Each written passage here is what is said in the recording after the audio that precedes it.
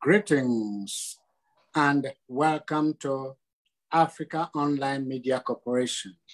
We broadcast from the United States, but we are continent-wide. So welcome to the show today. Our topic today will be Pan-Africanism, relations between Africans and the African diaspora. How is it like in your neighborhood? I hope everything is fine.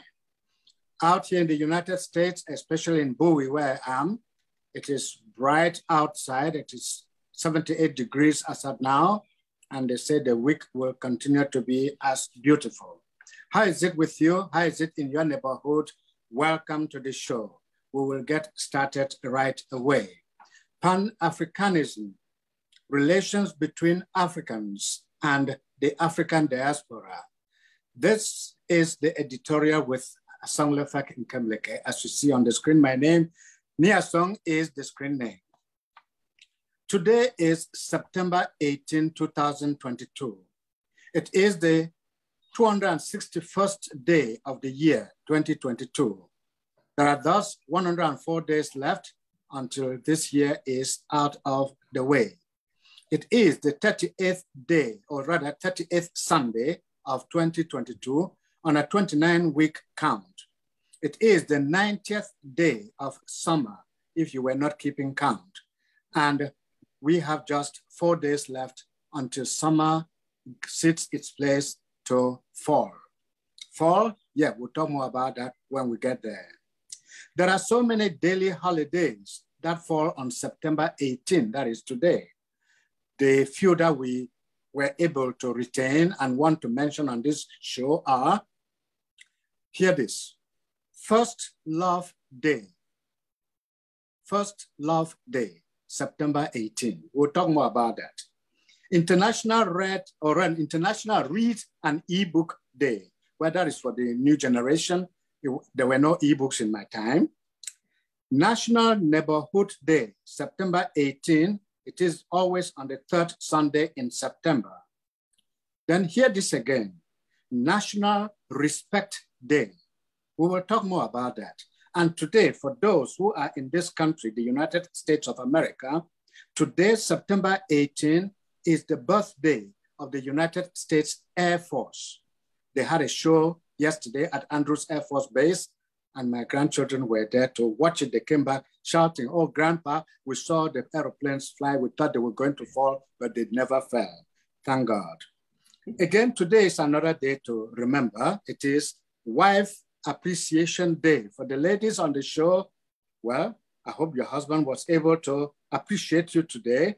It is always on September 18 or the third Sunday, not September 18. It is always on the third Sunday in September. And the last one that we retained, it is World Bamboo Day. Well, if you live in China, you know about bamboo. Bamboo is used for so many things. It is an economic plant that has so many uses worldwide. Okay, taking place each September, National Respect Day, which we mentioned earlier, was created to encourage people to focus more on ways in which they can be respectful to others. One dictionary definition, however, of the word respect that we found and that we thought we should mention is, quote, a feeling of admiration for someone or something elicited by their abilities, qualities, or achievements, end of quote. Given the challenging times in which we live and the difficulties that we encounter these days, we face these days, of course, we know that it is important to take some time to reflect upon the things and people that are admirable and need to be appreciated.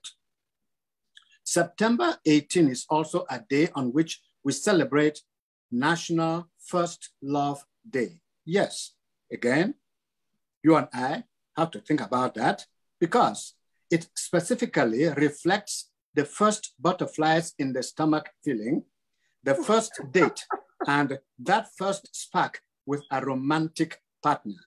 That is a quote from my sources. So on this first national First Love Day, you might as well reminisce on that unforgettable, indescribable feeling of your first love, back in the day, of course. Many have done so since National First Love Day began in 2015.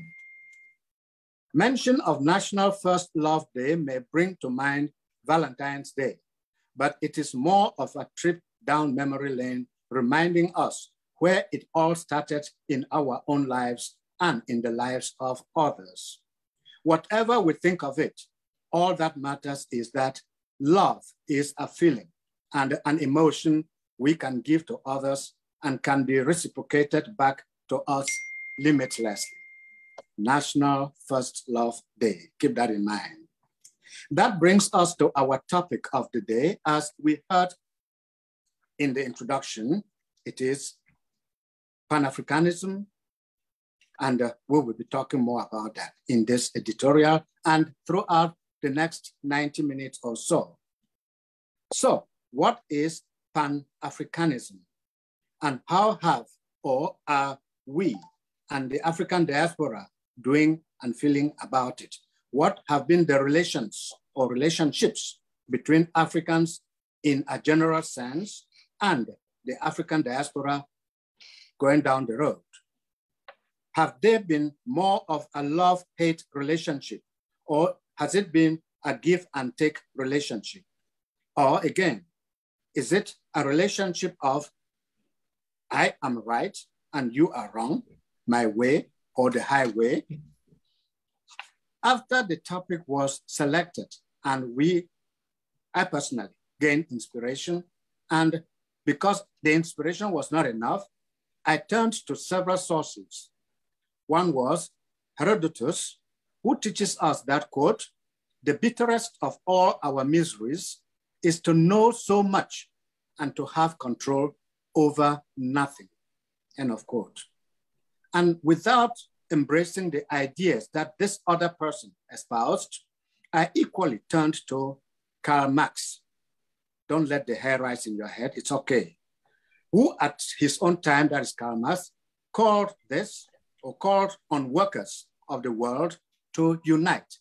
Remember his La Capitale? Okay, don't worry. You learned that in your early years. So our topic, Pan-Africanism, the relationship between Africans and the African diaspora, certainly echoes those two reflections. Africans and the African diaspora know so much, but barely stand together, whether in good or bad times. Dark-skinned people the world over come together, unite. That is my personal call. The goal here is to strike a chord and raise awareness on the kind of relationship we usually should share between Africans and the African diaspora. Whether you were born and live on the continent, or your parents were brought on ships and you were born here in the diaspora, that is, how do you relate with other dark-skinned folks you meet? How mutual and fraternal are your relationships? Do you play the blame game, or are you doing all you can to build a bridge of understanding and love? Africa Online Media Corporation invites you to join our live broadcast today, have your say, and contribute to share your experience on that necessary and vital bridge building efforts that we need to put together, because if we do not build the bridges, we will sink in the waters. So we cannot afford to stand idly by and let others define us or tell us the kind of relationship that should link Africans and the African diaspora, or what those relationships should be like. On that note, and at this point, we hand the microphone to the chair of Africa Online Media Corporation, Reverend Pam, who has showed us her face after a month. Welcome back to the show, and welcome back live. Thank you. Oh my God, Nia Song, I think you missed your calling. You shouldn't have gone into journalism. You should have gone into comedy. Very funny. Very, very funny. I won't be surprised if Ambassador Lisa puts you up to that. I am really, really excited. Yes, I know I've not shown my face for a long time, and I apologize. I've been traveling, but I am very excited about today's show. And you said something in your editorial about National Respect Day. I want you to know, Nia Song, I respect you. I respected you from when I was, what, 8, 9 years old, hearing you on the radio. Don't say I'm so old. I didn't say you were old. You know, everybody who was born and bred in Cameroon, they know you're a legend. Thank you for your faithfulness. It's an honor to be working with you. I respect all my brothers and sisters on this show, Brother Ronald, Sister Ruth, Ambassador Lisa, who is our co-anchor, who is at the wedding, and of course, our beloved sister, Dr. Clarissa Mary Harris, who has a tight schedule, but she's pressing her way to be on the show for the first 1 hour. I will let her introduce herself real quick. Dr. Harris is one of our panelists on the academic symposium coming up in 3 weeks in Atlanta. I can assure you, if you're a person of African descent, you don't want to miss this event on October the 8th. What you're going to get today from her is just an appetizer. So Dr. Harris, please, she's from Morehouse College, a historic HBCU college. I will let her take a minute and introduce herself, and then we'll go back to our legendary journalist, Mr. Asonglefac Nkemleke. Over to you, Dr. Harris. You are warmly welcome. And let me just quickly welcome all our viewers around the globe. We respect you and we appreciate you. Dr. Harris. Thank you so much. It's so good to be here with you. Thank you for this invitation. And I'm so looking forward to the academic symposium and the entire celebration that will take place in about 3 weeks. That the event that is being convened by Africa's Brain Bank. I am very excited about participating in that. I am professor of Africana Studies and co-founder and principal investigator for the Cultural Heritage Preservation and Digital Humanities Initiative at Morehouse College. At our institution, a big part of what we do, and it's embedded in the mission, is to teach the history and culture of people of African descent to every student who comes into the door. And we have throughout the institution specific initiatives that focus on various aspects of the history of people of African descent. And you know, that history is long and wide because African people have been on the planet since the beginning. And Africa, of course, was the origin of humankind. So again, it's a pleasure to be here, and I'm ready to engage in this wonderful conversation about Pan-Africanism. Awesome, awesome. Thank you so much. Before we go to Nia Song, I want to remind all our viewers that this show is unscripted, so there's no telling what you're going to get here, but it's always awesome. That's what it makes the show authentic. Nia Song, over to you. Yes, Professor Clarissa, the journalist in me tells me to first ask you, but what is Pan-Africanism? That's a very good question, because over time it has meant slightly different things to different people. But a broad definition I can say is the idea, the concept that people of African descent all over the planet have common interests, and therefore we should work together, should unite. Pan-Africanism has taken the form of political movements, cultural movements, and also a combination of those, social and even on an economic level. That's been one of the main themes of Pan-Africanism. And generally, Pan-Africanists envision a nation, an African nation. One manifestation of Pan-Africanism is the envisionment of an African nation in which all people of the African diaspora can live. You know, that's on a very tangible level. But at the very least, more broadly, Pan-Africanism means that people of African descent, wherever they are on the continent or throughout the diaspora, we have a great deal in common, and we need to acknowledge that. And not only acknowledge it, but pull from that history, pull from that culture to define ourselves in the world today, and celebrate that, and celebrate each other, and whatever divisions and conflicts that have existed among people of African descent, those must be transcended so that we can be a strong, unified people on this planet. Culturally, politically, yes, but is it achievable? You're asking, is that achievable? I certainly think so. It's going to take a lot of effort. And I think we have to start with understanding our history and culture, the history and culture of people on the continent of Africa and in America, in the Caribbean, wherever people of African descent are. We need to understand what has happened in each of those locations, what happened first in the motherland, what has happened to cause the dispersal of people of African descent across the globe, and then understanding what are those things in our experiences in different parts of the world that are similar, that are common, whether it be the way we worship or the way we dress, and then also we have to look at those things that have over time caused us to sometimes be in conflict or to think of each other as strangers. So what are those things that both divide us and have at various points in time brought us together? And how can we build on those commonalities to really build a nation, whether it's a real concrete location or a nation of the mind and the spirit, a Pan-African nation? Thank you very much. Before I turn to somebody else, let me ask my third question concerning history. History to me, because I'm a history major myself from secondary school, that is high school, college, whatever they call it. But history dates to a point, starts from a point and continues. But the African descent, that is the people of African descent, seem to not have told their own story from the beginning. So what is wrong when you don't tell your story?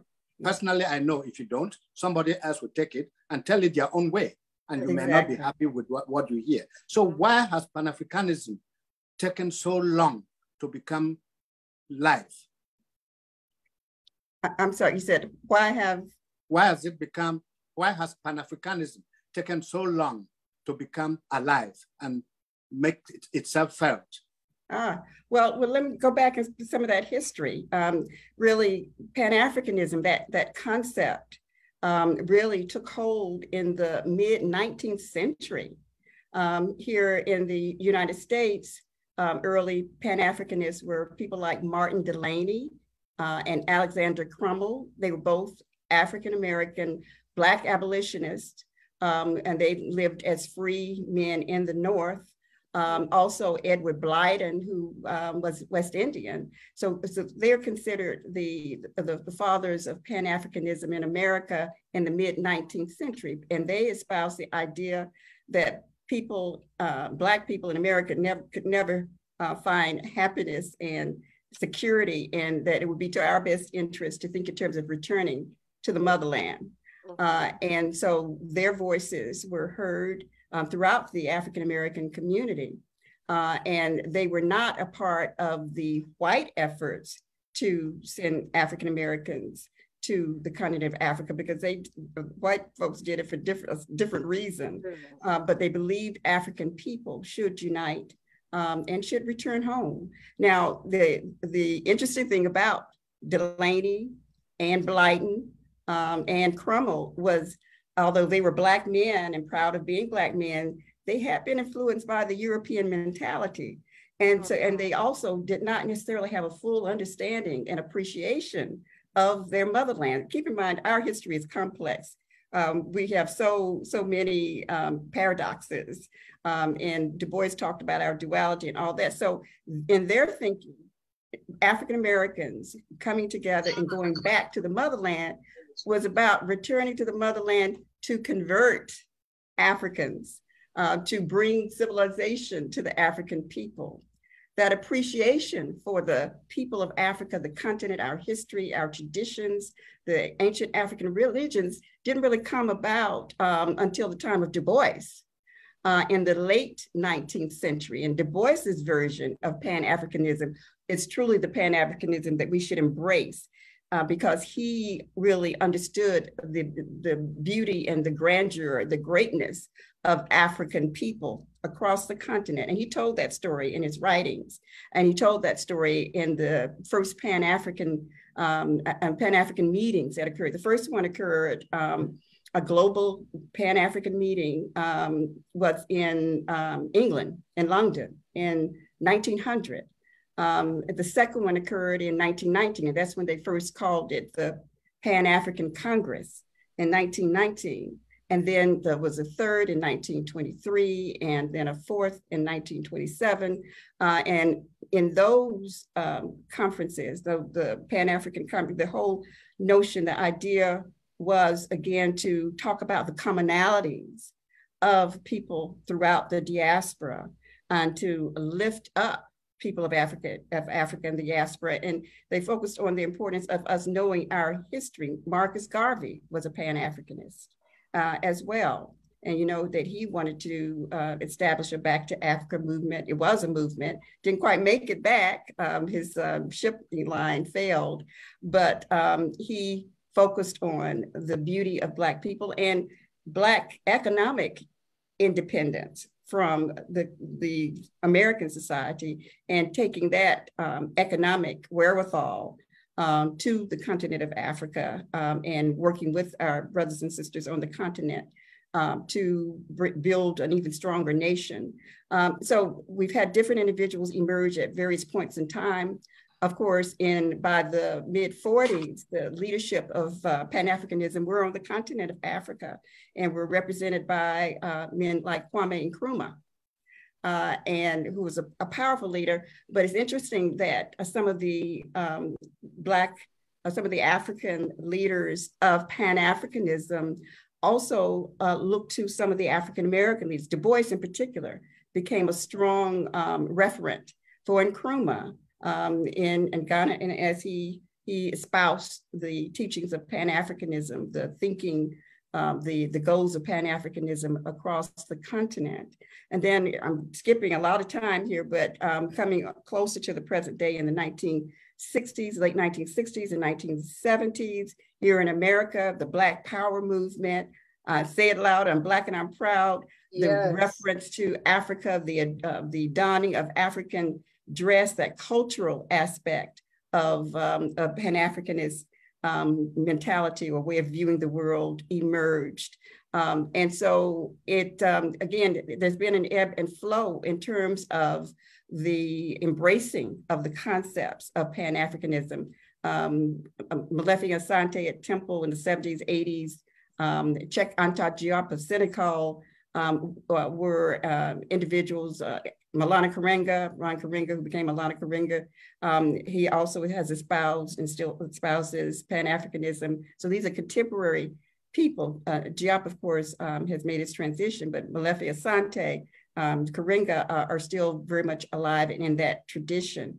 And as far as I know, they do reach out to brothers and sisters on the continent and engage in these conversations and initiatives related to in espousing and promoting Pan-Africanism. Thank you very much, Reverend Pam. Do you have a question or you want to contribute your own ideas, your own thinking of Pan-Africanism? Well, the truth is, I am just, you know, salivating here because I know we're going to have Dr. Harris on October the 8th at the Atlanta Airport Marriott, and I am ready to get more of this on that day. Just a couple of comments and a question for Dr. Harris. I know one challenge we've had is the sense of belonging and not having a home or an anchor, but I want to encourage our brothers and sisters that Africa's Brain Bank is your virtual home. You don't have your brain, you don't have to go to Africa if you don't want to, but your brain can go. And that is why our brothers and sisters around the globe embrace it. I know, Dr. Harris, I know you are an expert on this topic, but before you got into this, what was your impression of, and I'm not trying to put you on the spot, like I told you, this show is unscripted. I didn't know I was going to ask you this question. What was your impression about Africans, those on the continent, and those that I hear? What was your impression? Yes. Well, that's a very good question, and I think it's an important question that we should ask each other on both sides of the world, of the Atlantic and the motherland. You know, what were Africans' impressions of African Americans? What were African Americans' impressions of Africans? As a child, of course, my first, and I won't even call it exposure to Africa because it was not exposure to Africa. It was this concept, this Western concept of Africa, Tarzan movies. Okay. Oh, Lord. Right. As a child watching those movies. However, also to counteract that, also as a child, I grew up in the AME church, the African Methodist Episcopal Church. Right.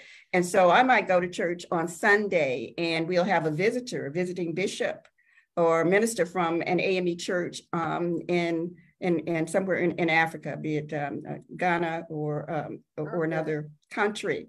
And we engage in conversation. I'd meet the children of the visiting bishop, and so I had a more realistic, more accurate, I think, understanding of who Africans were and what Africa was about, perhaps than others. Also, my parents always encouraged us to read. I was a great reader. As a child, I used to read the encyclopedia. So I had a real thirst to know about Africa and the origins. And, it was as a teenager that I really discovered, because it wasn't taught in school, but discovered through reading on my own, that ancient Egypt is on the continent of Africa. That's not emphasized. Yes. That's not emphasized. Or the fact that the people of ancient Kemet, of ancient Africa, of ancient Egypt were indeed African, dark-skinned African people. Yeah. So those are things I found out on my own, or through the encouragement of my parents. But most of our African Americans do not have that exposure at an early age, and it's only after. And maybe when they enter college. That doesn't guarantee they're going to get an accurate understanding of the continent of Africa and the history and the cultures of Africa. Going to college does not guarantee that, because still in many colleges and universities, our history is not taught. And so we're fortunate that we do have Black Studies departments, Africana Studies, African American Studies, and we do have departments of Pan-Africanism and programs specifically focusing on Pan-Africanism. So that's wonderful. But many of these programs and departments are under-resourced, even at our HBCUs, historically Black colleges, and perhaps especially at our historically Black colleges and universities. We don't have the resources unless we go out and get it.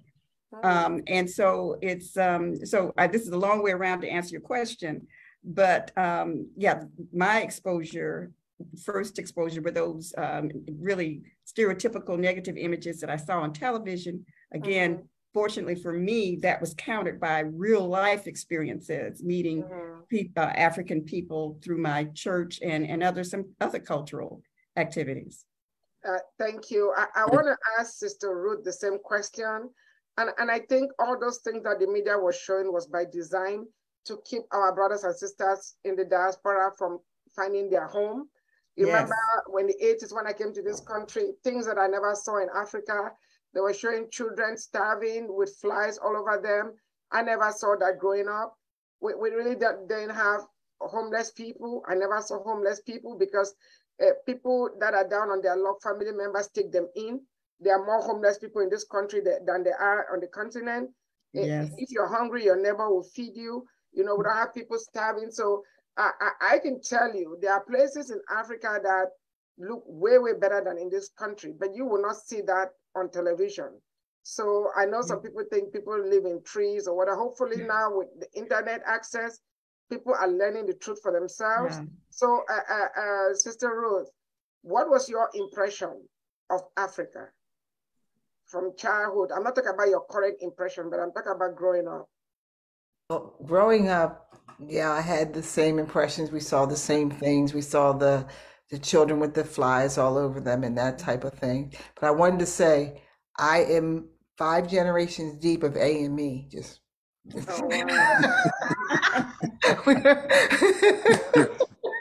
So it's like she's A and me. But what we realize is we have to seek the truth, and God will reveal the truth to us. Yes. And if we continue to look to other cultures to tell us who we are, rather than the one who created us, we'll always have this spinning around and spinning around. And I think it's time for us to encourage each other to look to the one who created us and look within ourselves to see who we are. As the color of my skin is, they didn't just try to separate black and white. They tried to separate black from black. Exactly. That's right. Yes, that's true. You know, being this shade, Yeah. I got shade from the ones that were, but I wasn't raised like that. My mother taught us that everybody matters, and there's good and bad in every single race. And of course, we're going to try to smush each other down rather than build each other up, because they knew how strong and powerful we are. Even God said, if any people come together and unified of one mind, there's no stopping them. Yes. So they want to stop. We're not stopping. We want to move forward and hopefully continue to work together than rather to look for what's separating us. Let's look for what's going to bring us back together again. Yes. Awesome. And I'm about to hand over to you real quick. Dr. Harris will leave at the top of the hour because she has another engagement. But you know, Dr. Harris, one of the first of all, the theme of this year's Africa's Brain Bank Summit and Charity Board is "We Are One." So it doesn't matter your zip code, or where you were born, or where you currently are, or the shade of your skin. You know, you can be as bright as Brother Ronald and as dark as Sister Ruth. I'm being a bit sarcastic here. You know, we are all one. You know, it doesn't matter which end of the spectrum you're on. But in the lyrics of our anthem, which we're going to play at the top of the hour, it says, we have to tell our own story, and we have to write our own story, which is the truth. Let's not blame the oppressors for mistelling and miswriting our stories. They don't have to promote us. We have to promote us. Yes. It's our time and it's our turn. We need to promote ourselves. They don't expect them to promote. Why should they promote us? We need to do it ourselves. And that's what we are doing. And we need to collaborate. We need to work together to develop and serve Africa and all people of African descent. And that's what we are doing. So we have not wasted our time on this show at all. For 6.5 years, every topic that we have discussed on this show are things that raise awareness about issues that affect us, seek solutions to those issues, and make progress from that. So we are not wasting our time. We are not trying to get any awards or keep statistics. Lives are being transformed, and God knows it, and that's what matters. So we are telling our own stories. We are writing our own stories, and it's the truth. And we are working together to the disappointment of those who don't want to see us together. We are working together. You know, and yes, I'm going to hand over to you. I know, Brother Ronald, you need to get to Brother Ronald.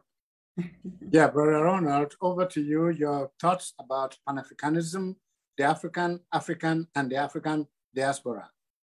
Okay, my thoughts about Pan-Africanism is that I do believe that we need to unite as a culture and support each other through Pan-Africanism. But my question is, when Africans immigrate to the United States, what is the reason why they do not relate with African Americans on a social level? They seem to be with their own community or do not interact with African Americans. Well, that's a broad generalization. I understand what you're saying. That's my personal experience. But Annie, think about this. I know I had this discussion with a friend just earlier today. In fact, any human beings have a tendency to flock, you know, with those they feel they have most in common with. That's just something, whether you're the white folks or Black folks.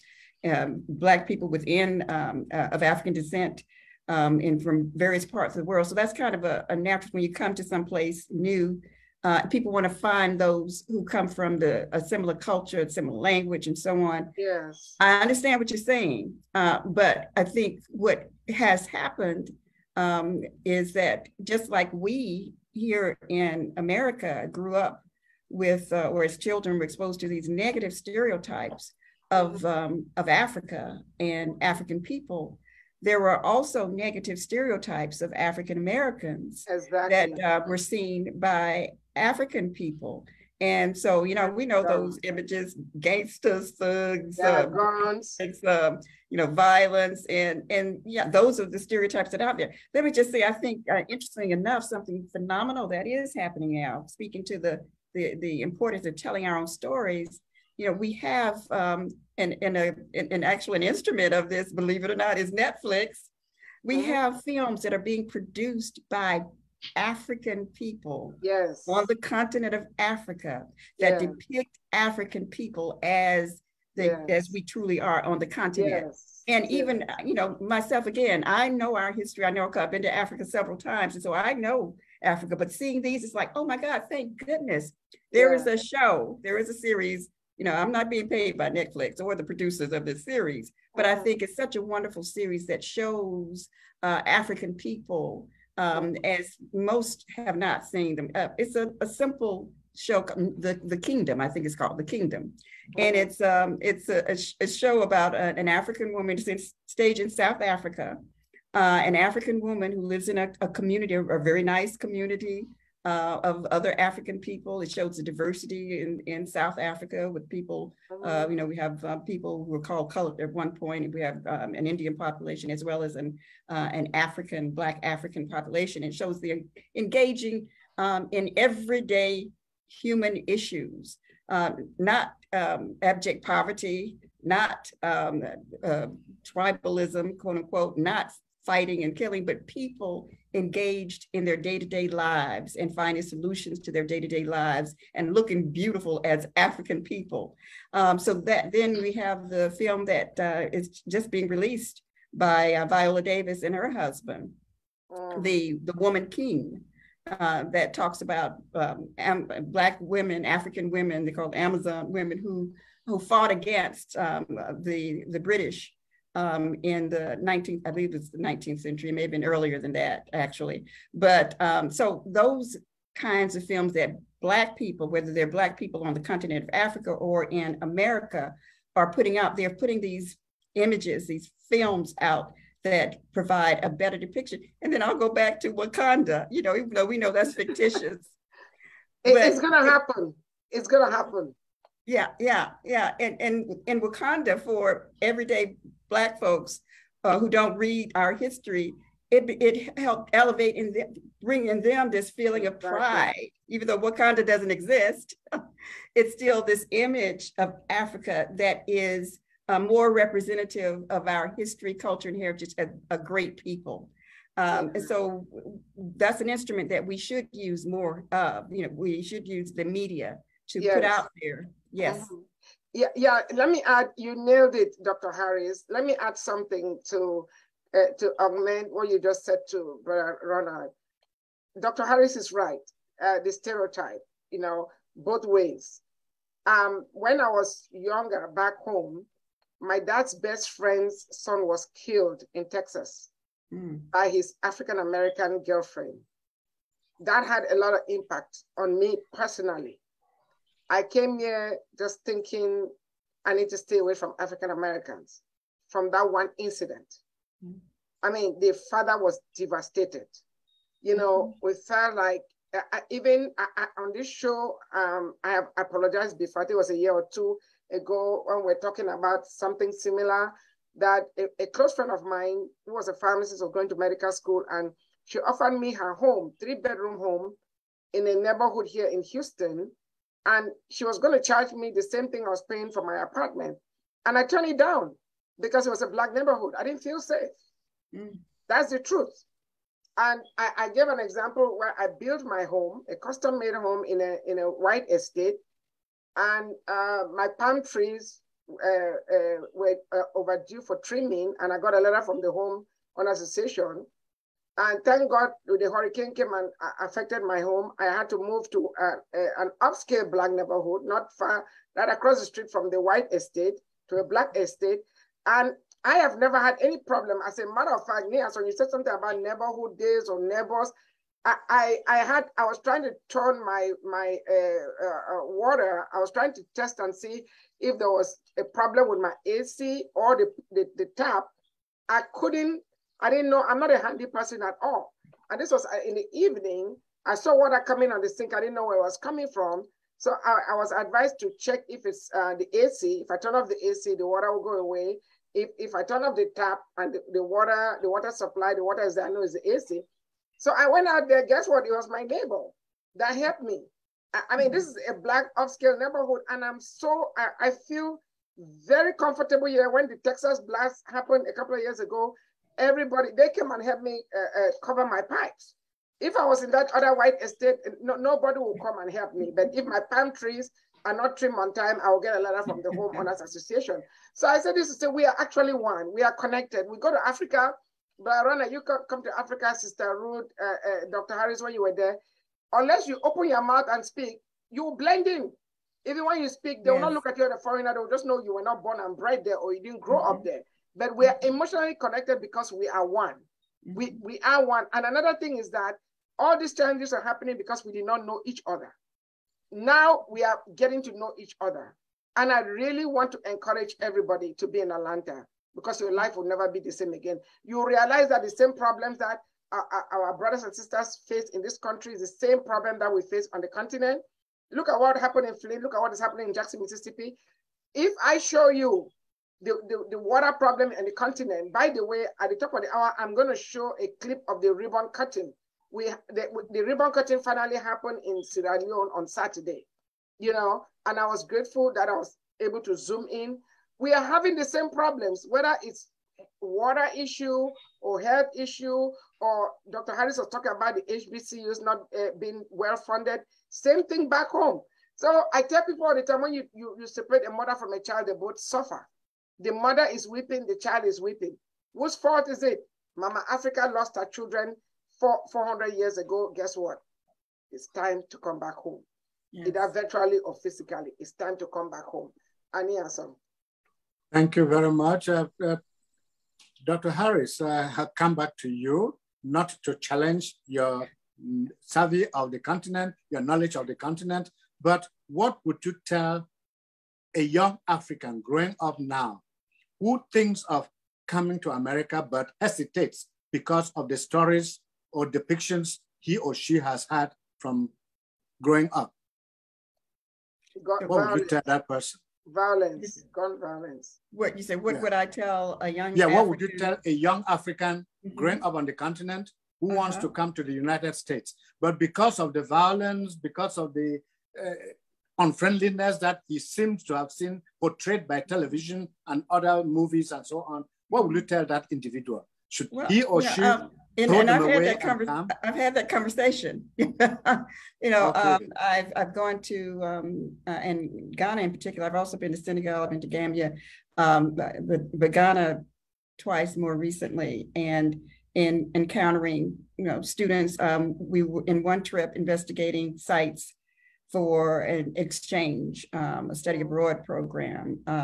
And so I met African students. We had African American students with us from the institutions that was working with to develop this program. And so they had a chance to meet each other. African American students had a chance to meet African students.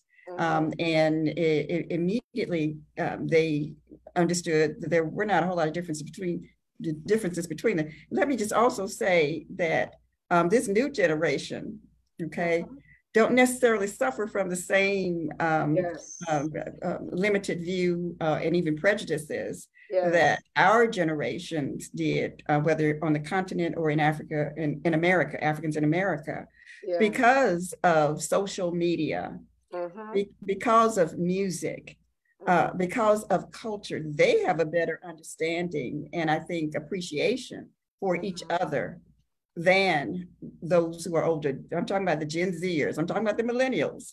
I'm talking, for young people who have been able, who can circumvent around those images that are, just put out there by mainstream media.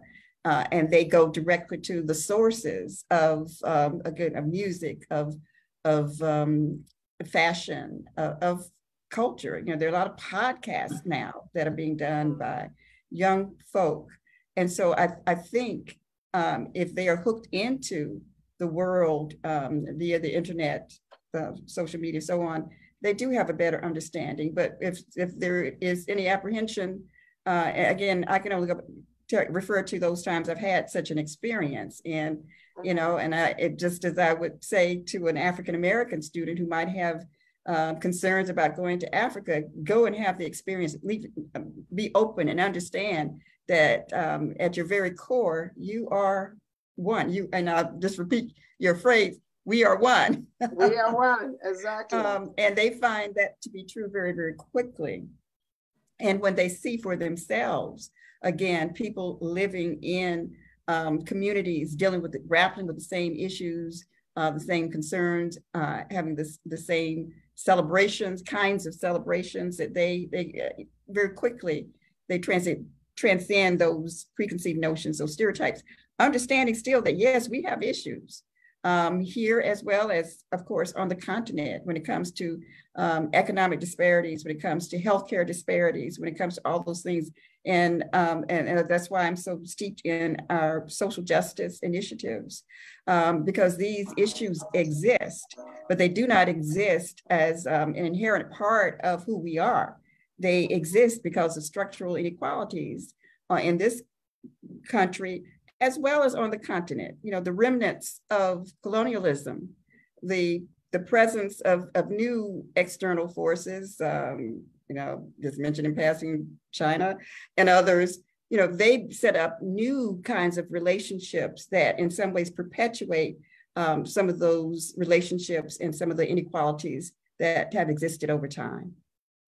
Yes, taking from the cue from that, would one be right to say, without apportioning blame per se, that colonialism and the slave trade pushed the African and the African diaspora into the background?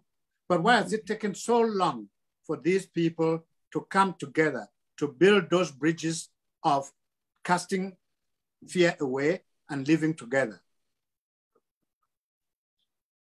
Is that for me or? Yes, for you, please. Well, I think because as was alluded to earlier, there's an intentional, very focused effort to keep us divided. If you want to exploit and conquer a people, you do that by destroying their culture, by dividing and by playing upon existing differences and expanding or exaggerating those differences so that you have, even on the continent, one group of African people pitted against another. You exploit those things. And we know from the history during the period of colonialism, the Europeans were very good at that, whether it's the French, whether it's the British, the Portuguese, or whomever. They were very good at pitting Black people against each other. They were very good at ensuring that the educational system was not an educational system that taught the history and culture of African people, but was one that was European in focus. And unfortunately, I know there are places where you still have a European system of education, but more and more on the continent of Africa, you have these wonderful institutions that have risen up to teach true history, to teach true culture. So it's a battle every day, a battle against those forces. And it's all about, bottom line, it's about power, political power, and it's about economic power. Those outside of the continent of Africa, European countries, Asian countries, see the wealth of the continent of Africa. And indeed, even see the wealth, the brain power of Africans in America and other parts of the diaspora. And so in order to exploit that and to control it, one of the first strategies it's a psychological war game, pit Black folks against Black folks. Yeah. So, Professor, as a university professor and having been to the continent and still teaching here, if you had the means, if you had the power, what would be your priority to build that bridge that brings the African and the African diaspora together? Wow, that's a tough question. If I had unlimited resources, yeah, right. Yeah. Well, the first thing would be to bring people physically together, in wherever Black folk are. Okay, you have these opportunities for Black people to experience each other in their homes where they live, whether it's on the continent of Africa or in the US or in the Caribbean or in England, London, England, or in wherever they are. You have the opportunity to exchange. And so, that's over the years a part of what I've done to a limited extent. But if I had unlimited resources, that would be a big focus. And also providing those resources. We have this digital world now in which we can disseminate information in seconds around the globe. And so having a really strong presence that would ensure, provide the resources to ensure that these digital tools can be seen and utilized by people of African descent all over the planet. And through that mechanism, as I said, media is powerful. And we have not used it. We are beginning to, but we've not historically had the opportunity to use it at the full potential of it. So use the full potential of media to tell our stories, to share current realities, to share the history. And that's really important, understanding our history. We have been deprived of our history over the centuries. And it takes a lot of effort to excavate it and disseminate it. And so that would be a major priority, revealing our history to each other and then experiencing our realities in the world today.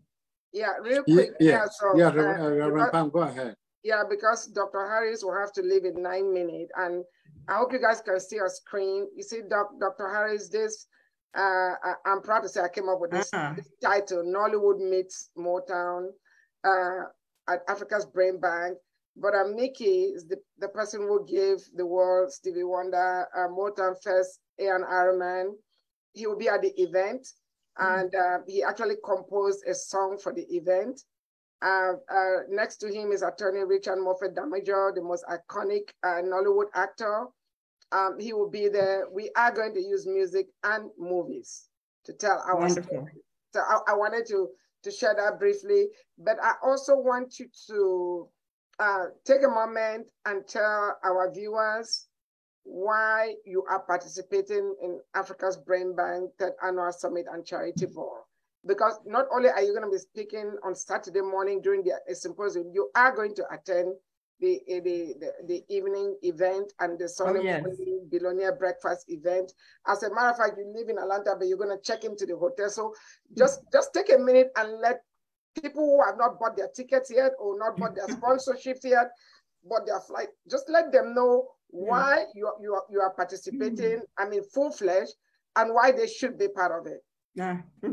Well, I'm a firm believer in practicing what I preach, walking the talk. This is a wonderful opportunity. I'm an academic, and I go to conferences in various places around the country and around the world. But I'm seeing this as an opportunity to both participate in a conversation with other academics, but also engage in conversations with people of diverse backgrounds from diverse sectors in this country and the continent. And that's what excites me the most, the variety of people who will be attending the symposium and the ball. Is an opportunity to connect to people at on several levels, not just an stodgy academic conference kind of thing, but one in which there is, from what I'm hearing and seeing from the materials and the conversations I've had about the event, it is going to be just a wonderful opportunity to embrace ourselves, celebrate our oneness, and affirm that in the face of a world that seeks to deny that, deny our humanity over and over again. So yes, it's an opportunity to really engage and celebrate and just feel joy at being amongst people of African descent from the continent and around the diaspora. Yes, awesome. And I want just make it clear that you're not getting paid. None of our speakers are getting paid. They are all volunteering to share their brain power with their brothers and sisters. This is like a version of a global family reunion. It's going to be awesome. Yes. I am so excited. I really am, because what God is doing, it's incredible. I really cannot say it all, but I'll encourage every person of African descent to be there. You know, reading about it is not enough. You need to be there. Here comes Dr. Kishan. You know, Dr. Harris, thank you so much. I can't wait to meet you in person. Sister Ruth Oniason, any final words for Dr. Harris? She has less than 5 minutes. Yes, Dr. Harris, before you go, we know if you would have stayed longer if you had to, if you really had the opportunity to do so. But before you go, give us your last word, a word of encouragement, a word of motivation, or something that you think can spur somebody out there on the continent or in the diaspora to seek henceforth to work together more closely with their brothers and sisters. Oh, wow, that's a tall order. You are equal to the task. Well, the first thing I think is important for each of us to do every day, throughout the day, is to go inward. Okay, go inward. Be in touch with who we are spiritually, as well as who we are in terms of our identity, cultural identity, racial identity. Go inward to connect on a very fundamental level, and go inward, accepting, loving, embracing every aspect of ourselves as individuals and every aspect of ourselves in terms of our history and in terms of our current realities, in communication with and in relationship with people, other people of African descent. I never lose sight of the fact that we are a phenomenal people. Yeah. I was saying just the other day to a friend, if we look at our history on the continent of Africa, if we look at our history in terms of the enslavement and dispersal of people of African descent around the globe, we shouldn't be here. Yeah. We should not be on this planet, because there have been intentional attempts at various points in time to annihilate us. Yes. And we were kept around because of we were economic capital. We were commodities. We were used to make additional wealth. We were the wealth of others and used to increase their wealth. But when we understand that we are still here because we are such a strong people, and we now have the opportunity, and have had over time, but even more so now, to harness our greatness, to harness our resources, whether they are resources in the location where we are on the continent, or our brain resources, our capital, the brain bank. Yes, got it. It's time to make some withdrawals. There you go. And utilize that brain power, yes, to uplift people of African descent around the world, to, yes, intentionally come together for economic initiatives, cultural initiatives, and political initiatives with one purpose, and that is to ensure that people of African descent not just survive, but thrive in the world. Yes. Yes. Awesome. I will miss you on the program, but I will not miss you forever, I know. So please, I'll see you in 3 weeks. Thank you very much for coming. Thank you for coming. Yeah. Yes. Thank you all. It's been a pleasure. Time, and also one quick thing. Neither Dr. Harris nor any of the speakers knew who was coming when they said yes. That's true. We did that on purpose because their decision was not influenced by who was coming. Nobody knew who was coming. but they saw the vision. They saw the importance of depositing their brain power in Africa's brain bank so others could make withdrawal. So I want to make that clear.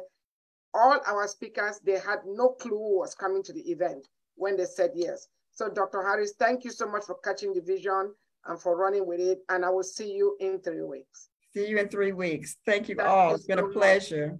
Take care. Yeah, Dr. Kishon, you're welcome.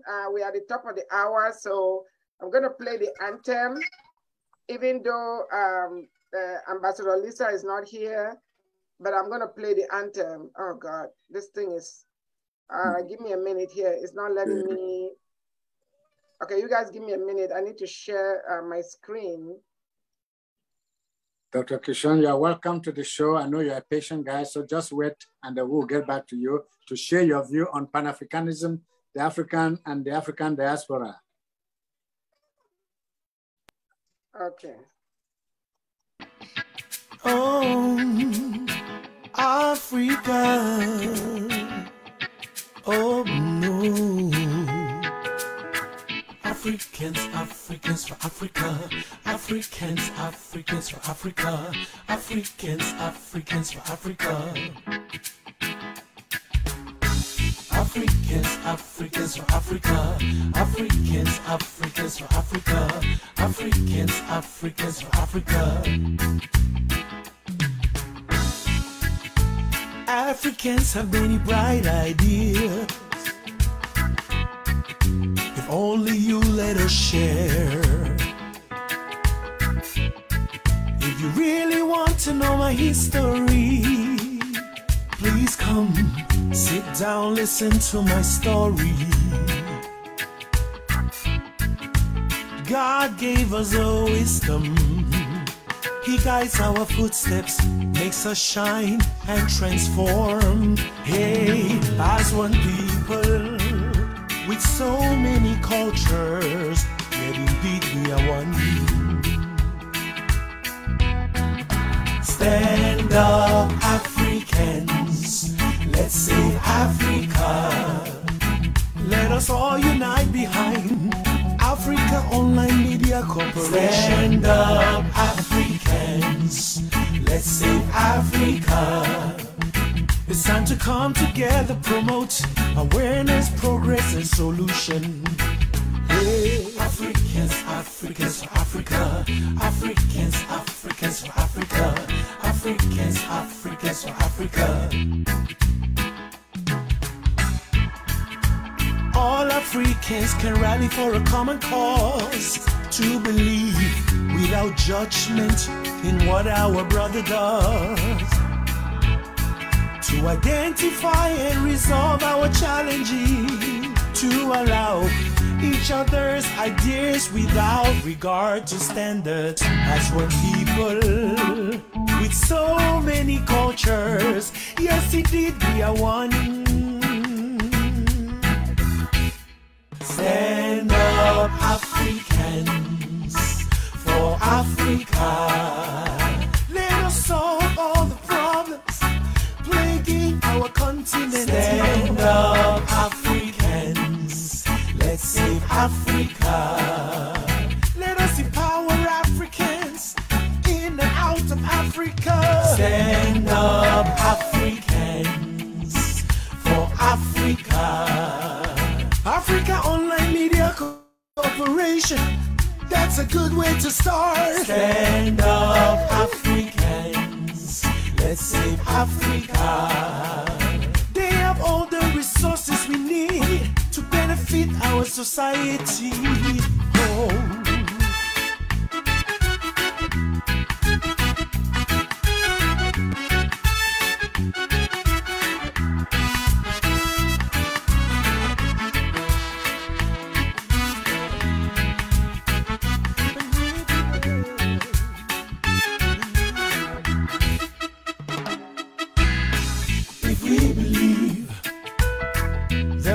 Education for everyone. If we believe prosperity for Africans, if we believe medical facilitation for Africans, if we believe stand up, stand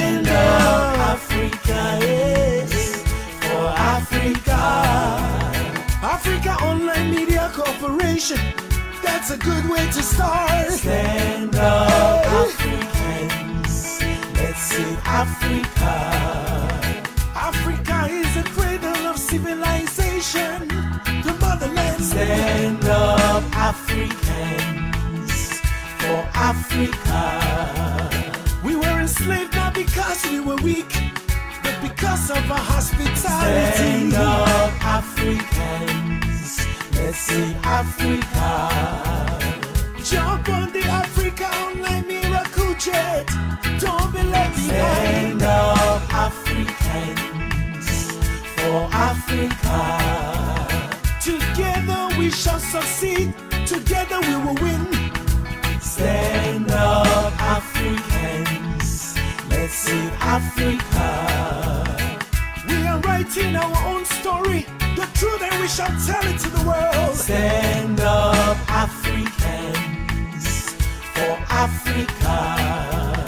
No more lies. Africans own Africa. No more lies. Africans own Africa. That is the message. Let me share another video before we wait. Let me share this video, then I'll make the announcements real quick. Okay, what's going on with my sharing? All right, you guys give me a minute here. All right. Can you guys see my screen? Yes. Okay. This is one of our speakers. Yay! Hi, my name is Richard Mofe Damijo, and I'm inviting you all to Africa's Brain Bank events, summit and charity ball taking place at the Atlanta Airport Marriott from the 8th to the 9th of October 2022. For details, for tickets and sponsorship, go to africasbrainbank.org for all that you need to know about this summit and annual conference, charity board. It's a must attend, okay? I will be there speaking and attending, and so are other great speakers also going to be there. And of course, we'll have some good music and comedy. Remember, we are one, all right? Ubuntu. Visit africasbrainbank.org for all the details to this event. All right, see you there. Okay, that is Richard Mofe Damijo. He's been dubbed Africa's gift to the world and Nigeria's greatest export. He will be in Atlanta live and talking about changing, writing our stories, telling our own stories. We are going to be doing that with movies. We're going to work with Nollywood. We're going to work with Hollywood. And we're also going to work with the music industry to do that. So all that is coming.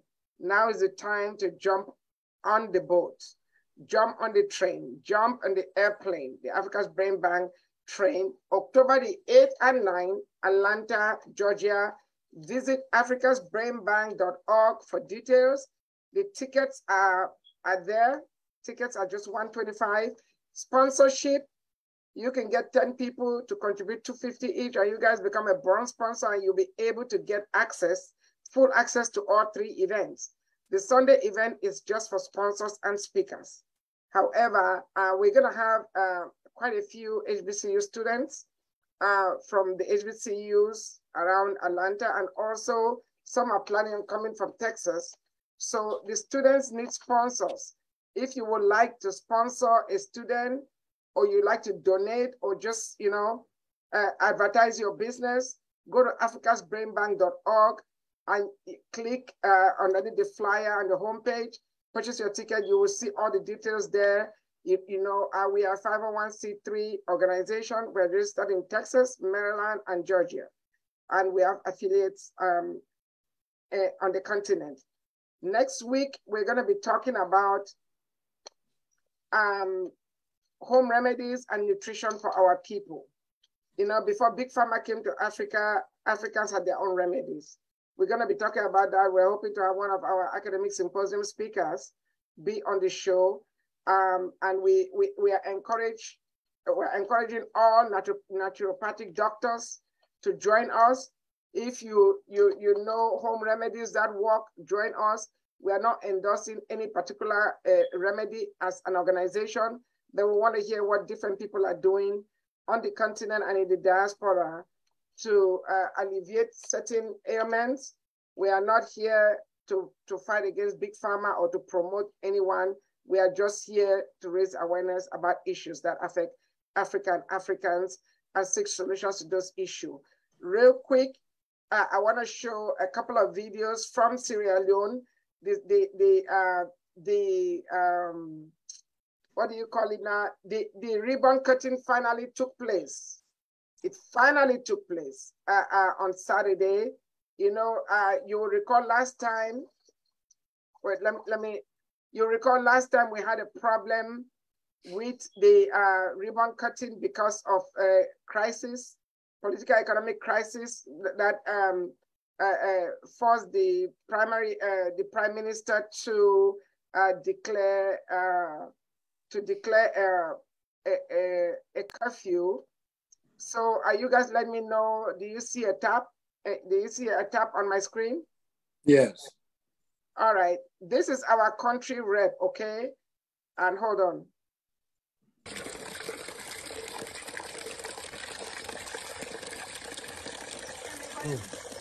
My name is Engineer Mohammed Alpha Jallo, and I am a volunteer for the Africa's Brain Bank, a sister organization to the African Online Media Corporation.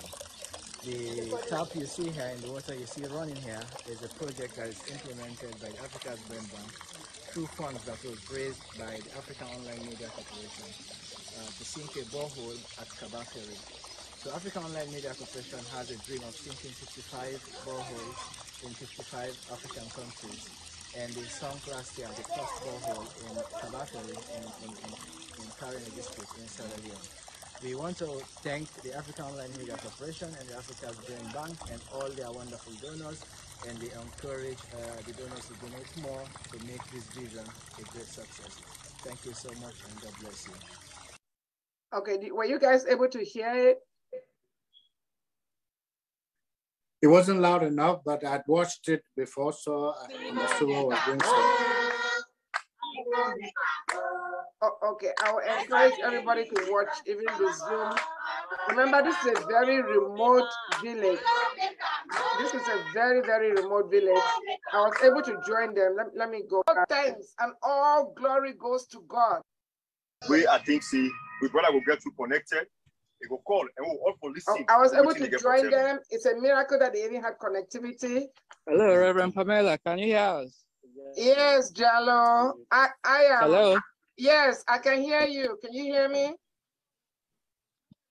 Jallo, can you hear me? Yes, we can hear you. Can you? Yes, we can. I am so. Are you ready to make a statement? Yeah, just a quick statement. I am in awe. I am so excited. I just want to thank you, Jallo, and all our team on the continent. I want to thank Mr. Thomas Bremer, the engineer, and his team. And I want to let our brothers and sisters in Karine know that all thanks and all glory goes to God. We were just obeying God. God is the one that provided you with this water and electricity. And God is the one that selected you as the first recipient of the Operation Borehole 55. So this is a solar power borehole. Next, we are going to Kenya. And I am so grateful that it's not just, we didn't just bring a borehole. Even a 90-year-old person can open a tap and get water. They don't need to pump anything. And that our amazing country rep, Mr. Jallo Mohammed, the engineer who just spoke, and his team are going to train our brothers and sisters in the village there so they know how to manage the water. Please, we don't want the water wasted, you know. We want to manage it, keep it clean, keep it safe, and make it available to everybody. And I am so thankful that women can now give birth on a clean table, in a clean environment with electricity. So all I just want to say thank you, and I'm so grateful that I was able to join. You know, I tried to join. Okay, that's enough. We're gonna share that that video. So that borehole was sunk last year in October, but they just were not able to do the ribbon cutting. That Zoom is an hour and 7 minutes, and you will get to see the ribbon cutting. I'll post the link to that YouTube. It's unedited. This is an amateurish video. Again, this is happening in a remote area, very remote area. So connectivity is not it's a challenge. But to continue to donate to the Operation Borehole 55, go to AFRICAOnlinetv.org and make your donation. And Sister Ruth, thank you so much for your monthly donation. So Nielsen, I'm going to hand over back to you. We want to hear from Dr. Kishon about his take on Pan-Africanism and his impressions of Africans while he was growing up and now as a law enforcement expert. You're welcome, Dr. Kishon. Looks like you're muted. No, he's not muted. We just can't hear him. Let me make sure it's good. Okay. Dr. Kishon, we can't hear you. Check your volume. We cannot hear you.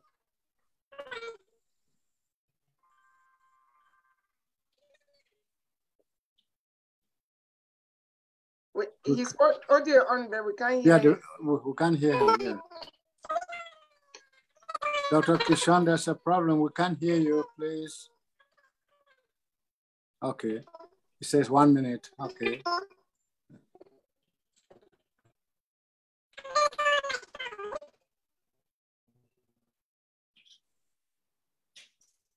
No. Not. Okay. Okay, while we wait for him, why don't we go to Sister Ruth for all what we've heard about Pan-Africanism, Africans and the African diaspora. Okay, is she on now? Still not, the volume is still down. Okay, let's try this. Okay, so that was better. Now. Excellent, thank you. Yes.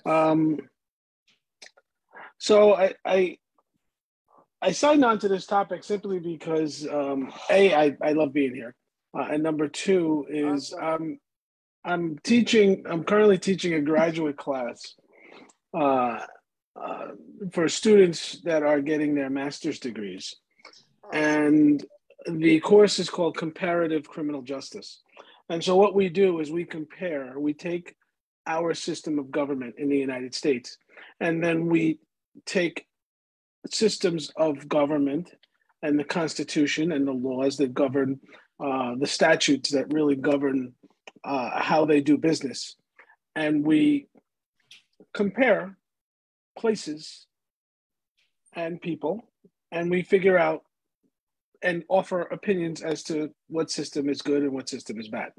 So one of my students is African, and against my judgment, I allowed it, but because I like for people to get a perspective on the country. So when you pick your own country to investigate, I think it lends itself to a little bit of a myopic view versus if I were to pick some place like China or the Japanese system of government and how they do business. So, but I found it interesting reading I allowed it, and I found it interesting reading his paper just about this unit and about really the African Police Service and some of the connections that we make with the American police system.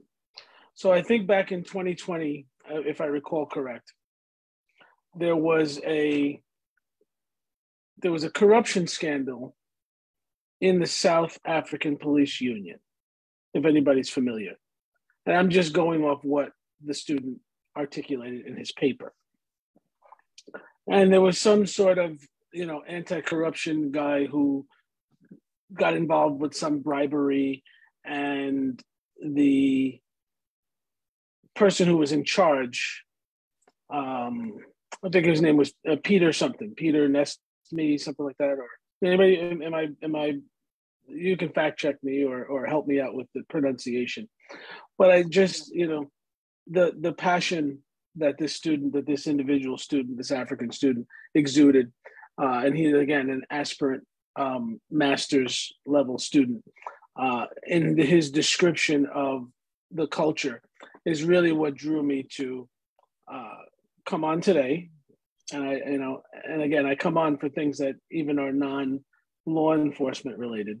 But I really enjoy, albeit I was late, I really enjoy the discussion. And the flavor of the day is really, I always leave these things much smarter than I started. So I wanted to share that nexus between this and Pan-Africanism.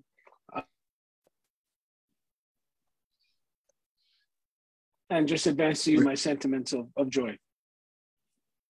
Okay, Dr. Kishan, thank you so much. But the first part of the question, I don't think because you're having audio issues. What was your impression of Africans before you got into law enforcement, or before you got to the level that you're on now? What was your impression of Africans growing up? Well, I think I maybe have a little bit of a bias. One of my neighbors growing up was African. I really had a childhood that was kind of steeped, albeit I grew up in Orange County, New York. But I had a very good friend and neighbor that is African. So I did not. So I had more culture shock because New York City is, again, the melting pot of America. Yes. So we speak more languages and have more different types of people than any place else in the world. So I think I had more challenges with religions such as Judaism, where I had to dissect some of the cultural things, like the norms and cultural traditions of holidays where people are dancing in the streets and it's like a mob of people, and I'm in a police car, and I'm really not understanding, is this something that I need to take action on, or is this something I need to celebrate? And once I found out it was something I needed to celebrate, I embraced it. But I think that part of policing is knowing your community. And I think if a police officer, and this is something I tell all young police officers, if you invest in your community. When I worked in a certain area that was steeped in the Albanian culture, and I would walk into the coffee shop and there would be a bunch of men standing outside, and I'm obviously not Albanian, but when I walk up and as I walk by them and I say, Mirman Jezi, and everybody looked, it was like the music stopped, right? And that means good morning. That means good morning in Albanian. And I think if police officers, right, I think if police officers, and I'm sure you'll agree, I think if police officers really took time out to, and that cost me absolutely nothing, right? That cost me nothing. And now I have a friend, and now he's going to say, wow, he's taking time to invest in me. Yeah. So let me give the police a second shot, despite what's going on. Exactly. Right. Okay, Dr. Kishan, you are welcome again to the show. And thank you. Given what Dr. you know Kishan, now, we need to see you and your beautiful girlfriend in Atlanta. You need to go to africasgreenbank.org and get your ticket. You have to be there. It's a must attend. You have to be you there. Guys are, given what you know now about Pan-Africanism, how would you work to encourage it to move on, to make progress? Wow. I mean, there is so much that that everybody can do, and just encourage positive press, positive things, social media. I mean, the philanthropy that goes on in Africa really is a testimony to the guts and grind of the people, the hardworking people. Yeah. And I that's one of the things that I see when I look at pockets of, because there's really no, I mean, and correct me if I'm wrong, when I think about New York City, I don't know if there's a rich sort of neighborhood that's specific. I see pockets of African people collaborating on businesses, on, you know, entrepreneurship that's priceless. Yeah. And I tip my hat to people, because I've always worked for somebody. I've never had to go out on my own and really zero in on earning a living. I've always had, you know, a boss. I was never my own boss. So we are going to help you change that. Just come to Atlanta.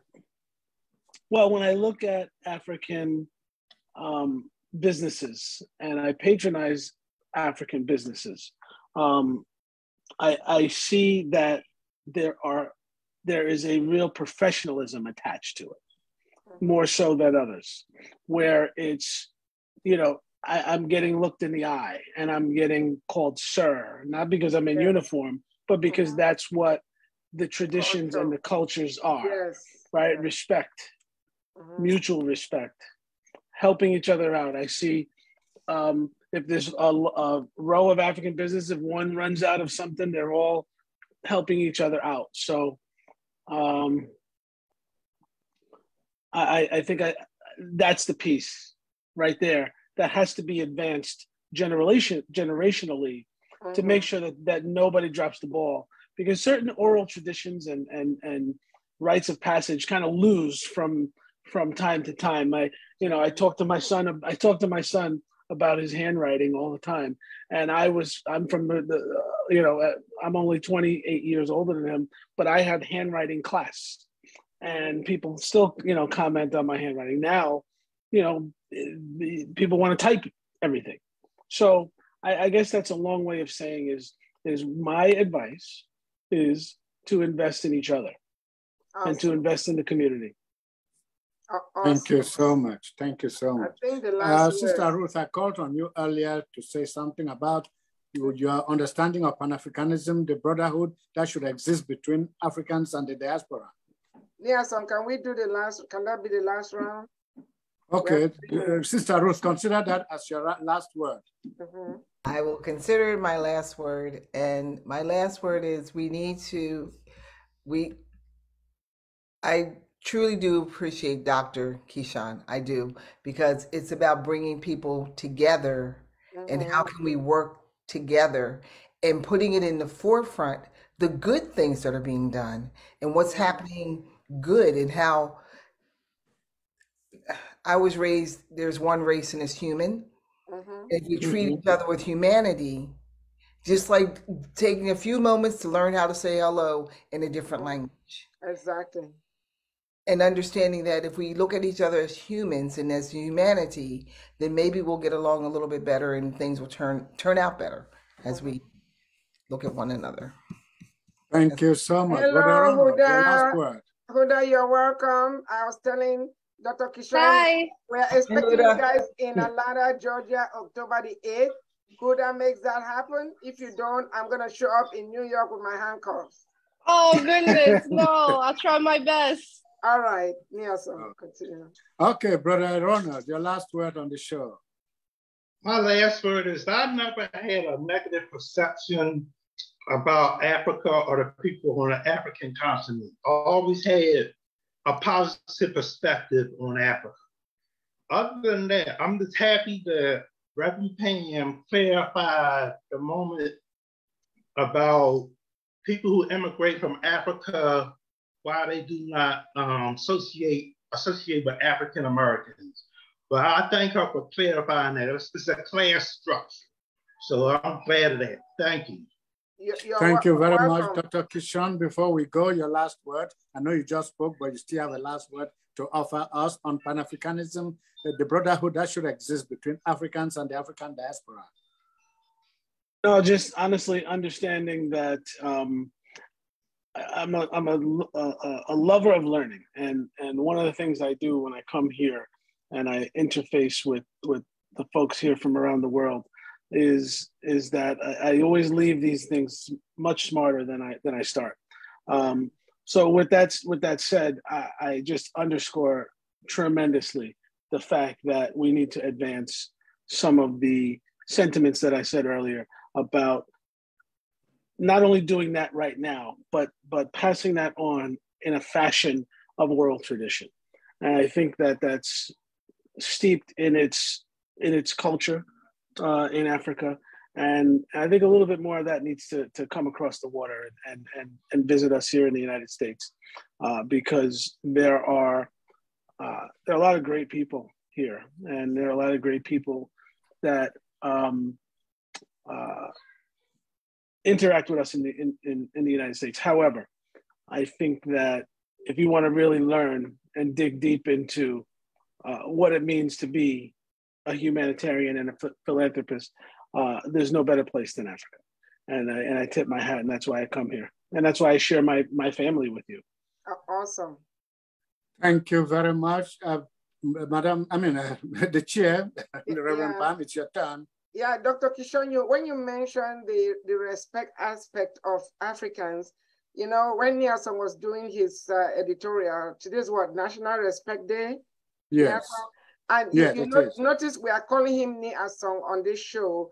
Ni is just, N-I is just an acronym for Big Brother, and it's respect. We don't call him Asonglefac. That's his name, Asonglefac Nkemleke. He's a legendary journalist and professor of journalism from the country of Cameroon, known continental wide. Everybody growing up in Cameroon knows him, you know, and I want to learn something, you know, and like I said, I always leave these things smarter. When I am in uniform or when I am out there in the street and I see an African community, I'd like to learn something.